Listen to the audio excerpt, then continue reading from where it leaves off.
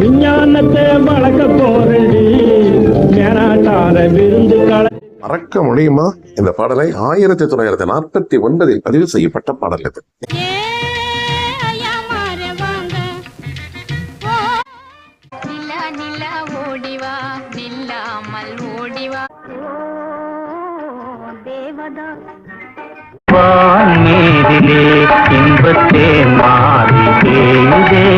வணக்கம் நேயர்களே.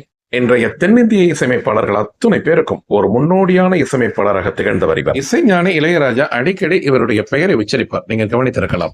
அதுபோல மெல்லிசை மன்னர் அடிக்கடி சொல்லும் வார்த்தை CR சுப்பராமன் என்பவர் ஒருவர் இல்லை என்றால் நிச்சயமாக எனக்கு இசை தெரிந்திருக்காது. MS விஸ்வநாதன் கூறிய வார்த்தை இது.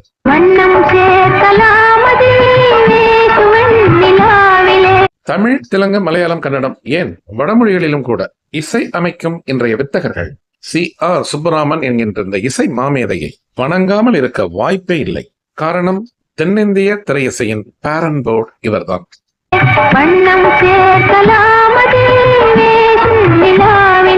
பானுமதியை திரையிசையில் பாட வைத்தவரும் இவர்தான். பானுமதிக்கு சங்கீதம் கற்றுக் கொடுத்தவரும் CR சுப்பராமன் தான். பழம்பெரும் இசையமைப்பாளர் திரு CR சுப்பராமன் அவர்களை பற்றி நான் சேகரித்த தகவல்களை உங்களுடன் பகிர்வதில் நான் மிகவும் பெருமையடைகின்றேன். நேயர்களே, முடிந்த அளவிற்கு இந்த வீடியோவை கடைசி வரை பாருங்கள்.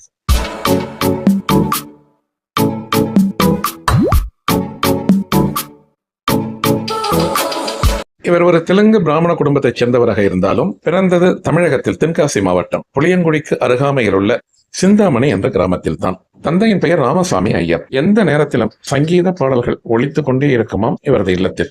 CR சுப்பராமன் அவர்கள் இசைத்துறைக்கு நுழைவதற்கு அதுவே ஒரு சாதகமாக அமைந்தது. வாய்ப்பாட்டு பாடுவதில் ஒரு பிரச்சனை இல்லை என்றாலும் ஹார்மோனியம் வாசிக்க கற்றுக்கொள்ள வேண்டும் என்று அடம் பிடித்தாராம் CR சுப்பராமன். தானாகவே ஹார்மோனியத்தை எடுத்தாராம். கேட்கும் ஒலிகளை எல்லாம் அப்படியே வாசித்தாராம். ஆச்சரியப்பட்டு போனார்களாம் குடும்பத்தினர். இவர் பிறந்தது 1924 தான். சொன்னால் நம்ப மாட்டீர்கள், 1940 அதாவது தன்னுடைய 16வது வயதிலேயே ஒரு இசை அமைப்பாளராக உருவாகிவிட்டார் CR சுப்பராமன். ஒரு ஒளிப்பதிவு கூடத்திற்கு சென்று பாடல்கள், குறிப்பாக தமிழ் திரைப்பாடல்களை எல்லாம் நான் கம்போஸ் செய்ய வேண்டும் என்று கூறினாராம் குடும்பத்தினரிடம். பிரபல இசை வித்வான் G. ராமநாத ஐயர் அவர்களினுடைய சகோதரர் தான் CR சுப்பராமனுக்கு உதவி இருக்கின்றார். CR சுப்பராமன் அவர்கள் முதலில் ஹார்மோனியம் வாசித்தது HMV His Master Voice என்கின்ற நிறுவனத்தில் தான் என்பது ஒரு சிறப்பு செய்தி. உண்மையில் சொன்னால் இவர் ஹார்மோனியம் வாசிப்பதை கண்டு அனைவரும் அரண்டு போனார்களாம். 64 மேலகத்த ராகங்களையும் 12 ஸ்ருதிகளிலும் சரளி ஜண்டை வரிசைகளை 3 காலங்களிலும் வாசிக்க கற்றுக்கொண்டதுதான் இவர் எடுத்துக்கொண்ட அடிப்படை பயிற்சியாம். மிக பிரபலமான கீர்த்தனைகள் எல்லாம் இவரது விரல்களில் நர்த்தனமாடுமாம். பிற்காலத்தில் திரை இசையில் இவர் காட்டிய அந்த அசாத்திய திறமைகளுக்கு அந்த பயிற்சிகள் தான் முக்கிய காரணம் என்று கூறுகிறார்கள் சங்கீத விற்பனர்கள்.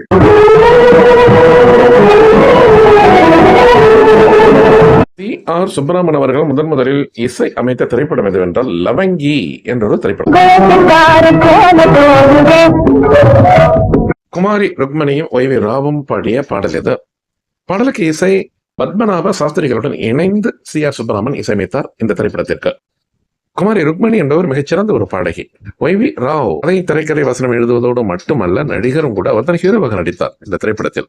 அத்துடன் இல்லாத ஒரு மிகச்சிறந்த பாடகரும் கூட அவர்.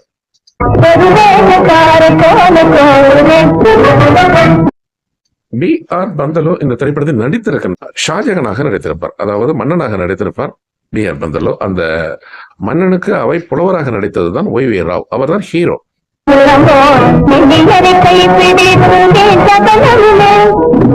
திரைப்படத்தில் இடம்பெற்ற அனைத்து பாடல்களையும் எழுதியது பாபநாசம் சிவம் என்பவர் தான். அவர் தான் அனைத்து பாடல்களும் எழுதினார். குறிப்பாக இந்த பாடல் ஒரு சூப்பர் ஹிட் சாங்காக மாறிப்போனது அந்த காலத்தில். சரித்திர கதையில் கற்பனையை கலந்து எழுதப்பட்ட கதை இது. திரைக்கதையை மிக பிரமாதமாக எழுதியிருப்பார் OV ராவ். அடுத்த CR சுப்பராமன் என்னென்ன திரைப்படங்களுக்கெல்லாம் இசையமைத்திருக்கின்றார் என்பதை சற்று துரிதமாக பார்ப்போம் நேயர்களே.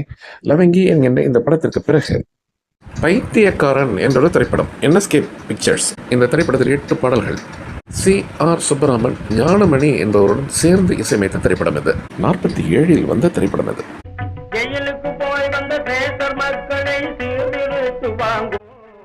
கிருஷ்ணன் பஞ்சு தான் அந்த திரைப்படத்தை இயக்கினார்கள். NSK-யின் ஆரம்ப கால திரைப்படம் இது. அவருடைய சொந்த படம் இது. T.A. மதுரம் நடித்திருக்கின்றார். மற்றொரு முக்கிய செய்தி என்னவென்றால் எம்ஜிஆருக்கு முக்கியமான கதாபாத்திரம் இந்த திரைப்படத்தில் உண்டு. ஆனால் அவர் ஹீரோ இல்லை.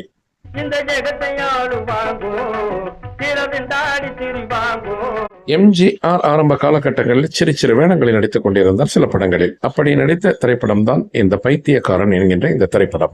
நமக்கு இங்கு செய்தி, இங்கே C.R. சுப்பிரமன் ஞானமணியுடன் இணைந்து இசையமைத்த திரைப்படம் இது. இந்த பாடல் மிகவும் புகழ்பெற்றது அந்த காலத்தில். சிறைக்கு சென்று வீட்டுக்கு திரும்பி வந்து T.A. மதுரத்துடன் அந்த அனுபவத்தை அவர் கூறுவார். உடுமலை நாராயண கவி தான் இந்த பாடலை எழுதினார்.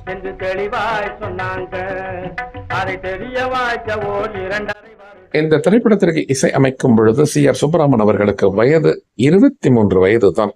அடுத்து என்ன திரைப்படத்திற்கு C.R. சுப்பிரமன் அவர்கள் இசையமைத்திருக்கின்றார் என்பதை பார்ப்போம் நேயர்களே.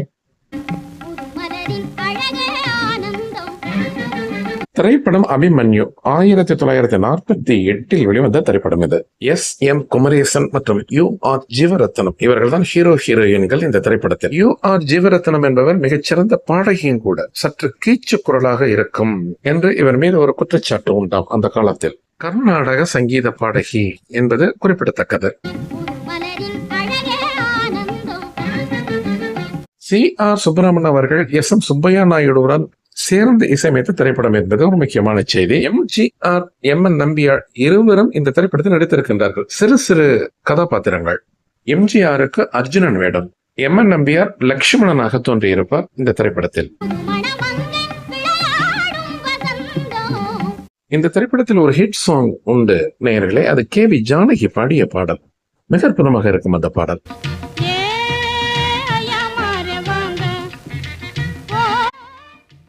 பாடல்கள் அனைத்தையும் எழுதியது பாபநாசம் சிவம் தான் என்பதில் எந்த மாற்று கருத்தும் இல்லை. K.V. ஜானகி என்பவர் தான் இந்த பாடலை பாடியிருப்பார். மிகச்சிறந்த பாடகி அந்த காலத்தில். லக்ஷ்மி காந்தா என்பவர் தான் இந்த பாடலுக்கு நடனம் ஆடியிருப்பார். மிக அற்புதமான டான்சராம் அந்த காலத்தில் இவர்.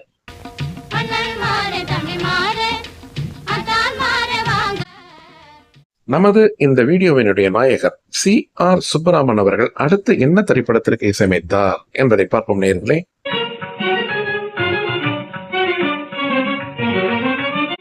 திரைப்படம் ராஜமுக்தி 1948 வந்த திரைப்படம் இது.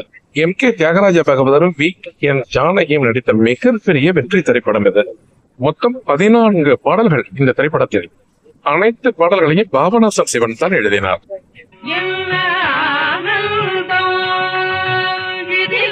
இந்த திரைப்படத்திலும் கூட M.G. ராமச்சந்திரன் ஒரு சிறு கதாபாத்திரம் என்று நடித்திருப்பார். திரைப்படத்தினுடைய ஹீரோ M.K.T. தான். ஆனால் M.G. ராமச்சந்திரன் இவர் மகேந்திரவர்மனாக நடித்திருப்பார்.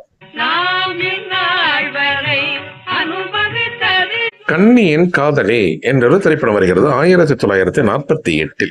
S.A. நடராஜன், அஞ்சலி தேவி போன்ற நடித்த திரைப்படம். இந்த திரைப்படத்தில் ஒரு முக்கியத்துவம் வாய்ந்த செய்தி காத்திருக்கின்றது நேயர்களே.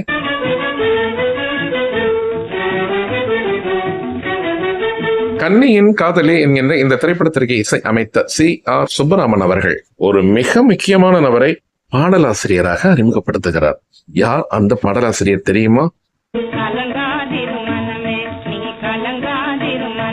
வேறு யாரும் அல்ல நேயர்களே, பிற்காலத்தில் தமிழ் திரை இசைத்துறையையே தன் உள்ளங்கையில் வைத்துக் கொண்ட கவிஞர் கண்ணதாசன் தான் அந்த பாடலாசிரியர். இந்த திரைப்படத்தில் மொத்தம் 5 பாடல்கள். அந்த 5 பாடல்களையும் 3 பாடலாசிரியர்கள் எழுதினார்கள்.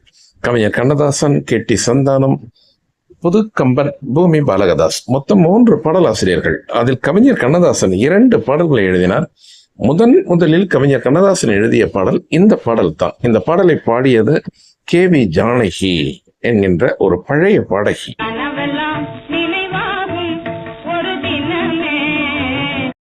கவிஞர் கண்ணதாசனால் வரிகள் எழுதப்பட்ட பிறகுதான் மெட்டு கட்டப்பட்டதாம் இந்த பாடலுக்கு. முதல் பாடலை நாம் எழுதுகின்றோம், நமக்கு வாய்ப்பு தொடருமா என்கின்ற பயம் கூட இல்லையாம் கவிஞர் கண்ணதாசனுக்கு. ஓரிரு இடங்களில் மட்டும் வரிகளை மாற்றச் சொன்னார்களாம் C.R. சுப்பிரமனும் S.M. சுப்பையா நாயுடுவும். S.M. சுப்பையா நாயுடும் சேர்ந்து இசையமைத்தார் இந்த திரைப்படத்தில். இதே திரைப்படத்தில் கவிஞர் கண்ணதாசன் மற்றொரு பாடலையும் எழுதினார். அந்த பாடலில் ஒரு சிறு குழப்பம். ஒரு 2 வார்த்தைகள், அதை மாற்றலாமா என்று கேட்டார்களாம் கவிஞர் கண்ணதாசனிடம் C.R. சுப்பிரமனும் S.M. சுப்பையா நாயுடுவும். கவிஞர் கண்ணதாசனுக்கோ அது முதல் திரைப்படம்.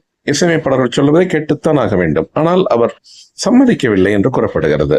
பிறகு நடந்தது என்ன தெரியுமா? அதற்கு முன்பு அது என்ன பாடல் என்று பார்ப்போம் வாருங்கள். உள்ளபடி சொல்ல போனால் தமிழ் திரை இசைக்காக கவிஞர் கண்ணதாசன் எழுதிய இரண்டாவது பாடல் இது. கண்ணதாசன் எழுதிய அந்த 2 வார்த்தைகள் இசையமைப்பாளர்களுக்கு பிடிக்கவில்லை. நச்சென்று இருக்க வேண்டும், ஆனால் இது கவிதையாக இருக்கின்றது என்று கூறிவிட்டார்கள் இசையமைப்பாளர்கள். காரணம் தெரியாமல் உள்ளம் சந்தோஷம் கொண்டாடுதே. காரணம் தெரியாமல் உள்ளம் என்பது வரை சரி. களி கூத்தாடுதே என்று எழுதினாராம் கண்ணதாசன். அந்த வார்த்தைகள் யாருக்கும் பிடிக்கவில்லை, குறிப்பாக இசையமைப்பாளர்களுக்கு பிடிக்கவில்லை. இந்த தருணத்தில் எம்.எஸ். விஸ்வநாதன் C.R. சுப்பிரமணியனுக்கு உதவியாளராக இருந்திருக்கின்றார். களி கூத்தாடுதே என்கின்ற வார்த்தை அழகாக இருந்தாலும் யாருக்கும் புரியாது என்று சொன்னது கூட எம்.எஸ். விஸ்வநாதன் தானாம். கண்ணதாசன் முயற்சிக்கின்றார், வார்த்தைகள் வரவில்லை. பிறகு உடுமலை நாராயணகவி அவர்கள் வந்துத்தான் அந்த வார்த்தைகளை மாற்றினாராம். உள்ளம் சந்தோஷம் கொண்டாடுதே என்கின்றதுதான் அந்த வார்த்தை.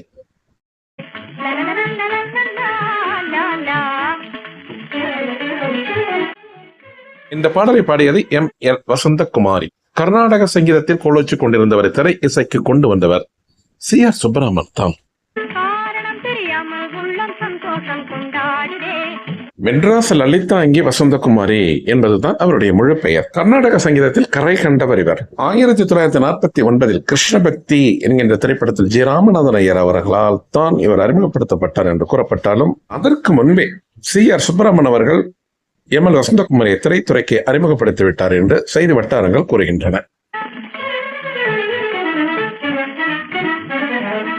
நேயர்களே, C.R. சுப்பிரமணியன் அவர்களை பற்றியும் அவர்கள் இசையமைத்த பாடல்களை பற்றி திரைப்படங்களை பற்றியும் நீங்கள் இங்கு கேட்டுக்கொண்டிருக்கின்றீர்கள், பார்த்துக் கொண்டிருக்கின்றீர்கள். அடுத்து C.R. சுப்பிரமணியன் எந்த திரைப்படத்திற்கு இசையமைத்தார் என்பதை பார்ப்போம் நேயர்களே.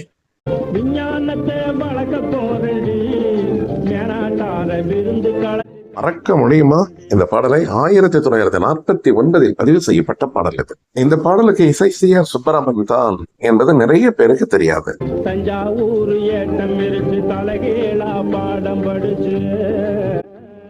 உடுமலை நாராயணகவி தான் இந்த பாடலை எழுதினார் என்பது அனைவரும் அறிந்ததே. இந்த பாடல் இன்றளவும் நிலைத்து நிற்பதற்கு காரணம் அதில் பயன்படுத்தப்பட்டுள்ள யதார்த்தமான வார்த்தைகள். C.R. சுப்பிரமணியன் இதில் சுத்த சாவேரி ராகத்தை பயன்படுத்தியிருப்பார் இந்த பாடலுக்கு. அது மிக முக்கியமான காரணம் இந்த பாடல் ஹிட் ஆனதற்கு என்கின்றார்கள் சங்கீத கலா ரசிகர்கள். இந்த திரைப்படத்தில் 1, 2 அல்ல 15 பாடல்கள் இடம்பெற செய்திருப்பார்கள் நேயர்களை. அவற்றில் இந்த ஒரு பாடல் ஏதோ நேற்று பதிவு செய்யப்பட்ட பாடல் போல எங்கும் ஒலிக்கும்.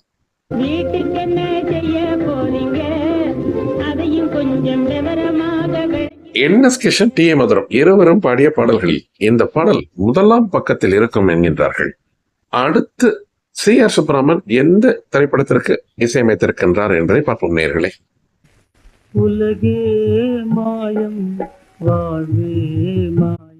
பாடல் வேண்டுமானால் மிக சோகமான ஒரு பாடலாக இருக்கலாம். ஆனால் இந்த திரைப்படத்தில் பங்கு கொண்ட அனைத்து கலைஞர்களின் வாழ்க்கையும் உயர்த்திய திரைப்படம் இது.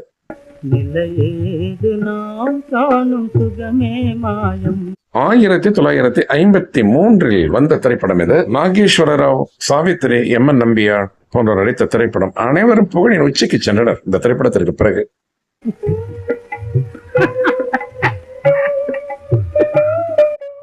மிக அற்புதமாக இசையமைத்திருப்பார் C.R. சுப்பிரமணியன் இந்த திரைப்படத்தில். மொத்தம் 10 பாடல்கள் இந்த திரைப்படத்தில்.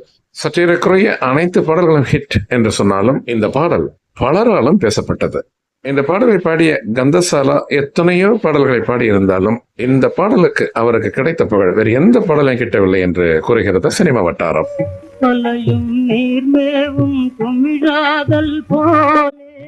முதலில் இந்த திரைப்படம் 1953 தெலுங்கில் தான் வெளியிடப்பட்டது. அதன் பிறகு தமிழில் ரீமேக் செய்தார்கள். வேடிக்கை என்னவென்றால் தெலுங்கை காட்டிலும் தமிழ் மொழியில் தான் அதிக நாட்கள் ஓடியதாம் இந்த திரைப்படம். கதை, திரைக்கதை, வசனம், டைரக்ஷன் அனைத்தும் மிக சிறப்பாக இருக்கும். வேதாந்தம் ராமையா என்பவர் தான் இந்த படத்தை இயக்கினார். இதே திரைப்படத்தில் இடம்பெற்ற மற்றும் ஒரு பாடல், அட இந்த பாடலா என்பீர்கள். ஆமாம், அதுவும் பிரசித்தி பெற்ற பாடல் தான். C.R. சுப்பிரமணியன் அவர்கள் இசையமைத்த இந்த பாடல் பட்டி தொட்டி அத்தனை இடங்களிலும் ஒளிபரப்பானது இந்த பாடல்.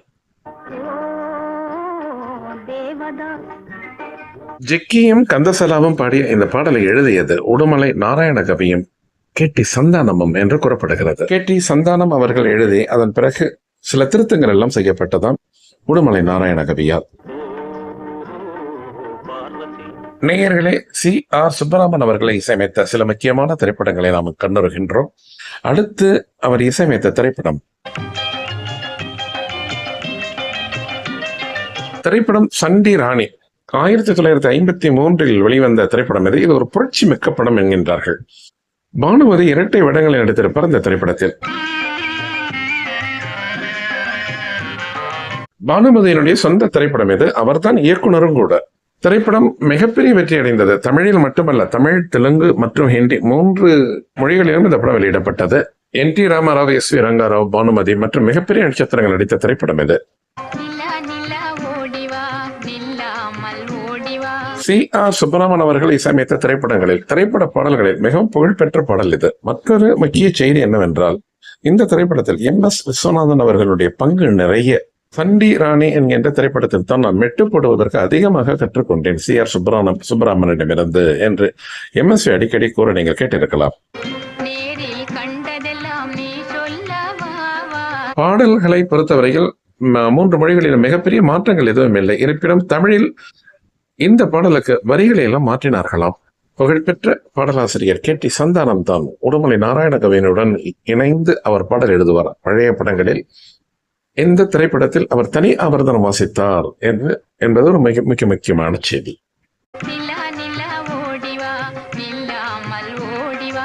ஆகஸ்ட் 28, 1953 தான் இந்த திரைப்படம் வெளியிடப்பட்டது.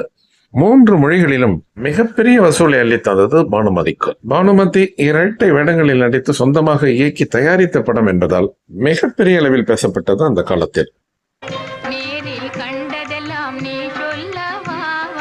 இந்த திரைப்படத்தில் மொத்தம் 9 பாடல்கள் ஆயினும் இந்த 2 பாடல்கள் சூப்பர் ஹிட் பாடல்களாக மாறி போயின. 2 பாடல்களா? அப்படி என்றால் மற்றொரு பாடல்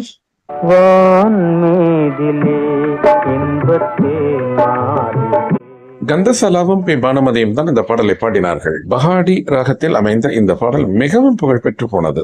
அனைத்து வானொலி நிலையங்களிலும் அடிக்கடி கேட்டிருப்போம் இந்த பாடலை நாம்.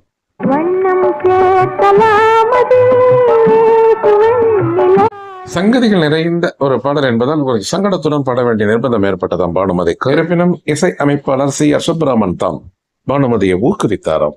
C.R. சுப்பராமன் மூலம் தான் பானுமதி சங்கீதம் கற்றுக்கொண்டார் என முன்பே சொல்லியிருக்கின்ற நேயர்களே.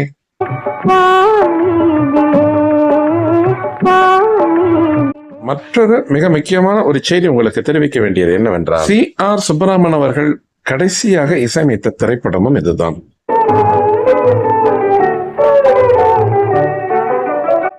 இந்த திரைப்படம் வெளிவருவதற்கு முன்பே அவர் காலமாகிவிட்டார் என்பதுதான் கவலை தரக்கூடிய செய்தி. C.R. சுப்பராமன் அவர்கள் இறக்கும் பொழுது அவருக்கு மிகப்பெரிய வயதொன்றும் இல்லை, 29 வயதுதான். 1924 மே மாதம் 18ஆம் தேதி தான் அவர் பிறந்தார். ஜூன் மாதம் 27ஆம் தேதி 1952 அவர் மறைந்திருந்தார். சுப்பராமன் அவர்களுக்கு இதய நோய் இருந்திருக்கின்றது என்பது யாருக்குமே அப்பொழுது தெரியவில்லை. திடீரென மாரடைப்பு ஏற்பட்டிருக்கின்றது. மருத்துவர்கள் வந்து பரிசோதிப்பதற்கு முன்பே இந்த மண்ணை விட்டு மறைந்து விட்டார் என்பதுதான் மிக கொடிய செய்தி. மிகச்சிறிய வயதிலேயே மிகப்பெரிய அரிய சாதனைகளை எல்லாம் இவர் புரிந்தவர் என்ற புகழாரம் தான் இவருக்கு பரிசாக கிடைத்தது.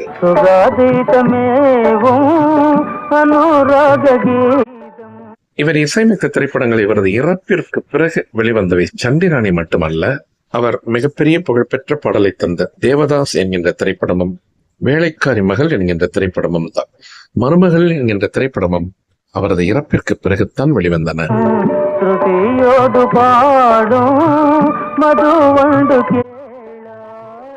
C.R. சுப்பராமன் அவர்களுக்கு இறுதி காலகட்டங்களில் துணையாக நின்றவர் மெல்லிசை மன்னர் MS விஸ்வநாதன் தான்.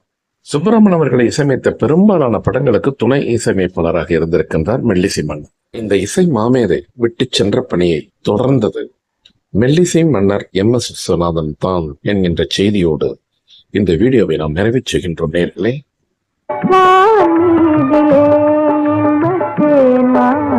மற்றொரு நிகழ்ச்சியில் நான் உங்களை எல்லாம் சந்திக்கும் வரை உங்கள் அனைவருக்கும் அன்பு வணக்கம் கூறி விடைபெற்றுக் கொள்வது உங்கள் மகேந்திரன் குளோபல் டிவியில் இருந்து. நன்றி, வணக்கம்.